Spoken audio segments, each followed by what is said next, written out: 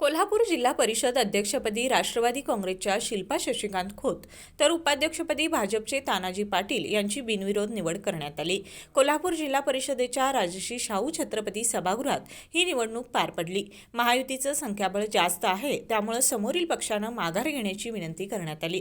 त्यानंतर विरोधी उमेदवारांनी माघार घेतल्यानं दोघांची ही निवड बिनविरोध झाली। एकूण 68 जागांपैकी 51 जागा महायुतीने जिंकत जिल्हा परिषदेत वर्चस्व मिळवलं आहे। महायुतीतील राष्ट्रवादी काँग्रेसला 20, भाजपला 12, शिवसेनेला 9, शाहू आघाडीला 4, जनसुराज्य पक्षाला 5 आणि 1 अपक्ष सदस्य असा आकडा आहे। सदस्य संख्या अधिक असल्यानं अध्यक्षपद राष्ट्रवादी काँग्रेसकडे देण्याचा निर्णय झाला। अध्यक्ष आणि उपाध्यक्ष पदाच्या निवडीपूर्वी महायुतीच्या प्रमुख नेत्यांची कोल्हापूर विमानतळावर महत्त्वाची बैठक पार पडली होती।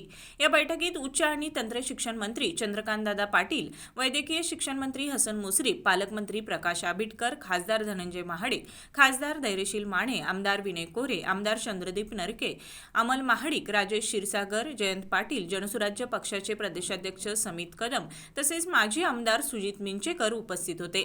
या बैठकीत जिल्हा परिषदेतील सत्ता वाटपाचा फॉर्म्युला निश्चित करण्यात आला।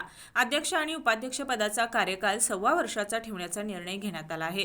तर बांधकाम आणि आरोग्य, अर्थ आणि शिक्षण, समाज कल्याण आणि महिला व बालकल्याण या 4 सभापती पदांचा कार्यकाल प्रत्येकी 1 वर्षाचा असेल। त्यामुळे पुढील 5 वर्षात जिल्हा परिषदेला 4 अध्यक्ष, 4 उपाध्यक्ष आणि 20 सभापती मिळणार आहेत। या फॉर्म्युल्यामुळे महायुतीच्या 51 सदस्यांपैकी सुमारे 28 सदस्यांना विविध पदांवर काम करण्याची संधी मिळणार आहे। उपाध्यक्ष पदासाठी भाजपकडून तानाजी पाटील यांचं नाव निश्चित करण्यात आलं। काँग्रेसच्या शिंगणापूर येथील रसिका पाटील आणि असळज येथील संभाजी पाटणकर यांनी आपली उमेदवारी मागे घेतल्यानं अध्यक्ष आणि उपाध्यक्ष पदाची निवडणूक बिनविरोध करण्यात आली। ही निवडणूक प्रक्रिया जिल्हाधिकारी तथा निवडणूक अधिकारी अमोल येडगे यांच्या अध्यक्षतेखाली पार पडली। यावेळी जिल्हा परिषद मुख्य कार्यकारी अधिकारी एस कार्तिकेयन, उपमुख्य कार्यकारी अधिकारी ओमप्रकाश यादव, जिल्हाधिकारी संपत खिलारी यांच्यासह अधिकारी उपस्थित होते। निवड जाहीर झाल्यानंतर जिल्हाधिकारी अमोल येडगे आणि मुख्य कार्यकारी अधिकारी एस कार्तिकेयन यांनी अध्यक्ष आणि उपाध्यक्षांचा पुष्पगुच्छ देऊन सत्कार केला।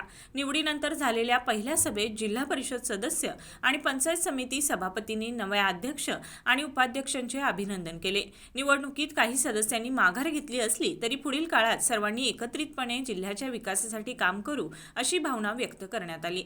नव्या नेतृत्वाखाली जिल्हा परिषदेच्या विकास कामांना अधिक गती मिळेल अशी अपेक्षाही व्यक्त करण्यात आली।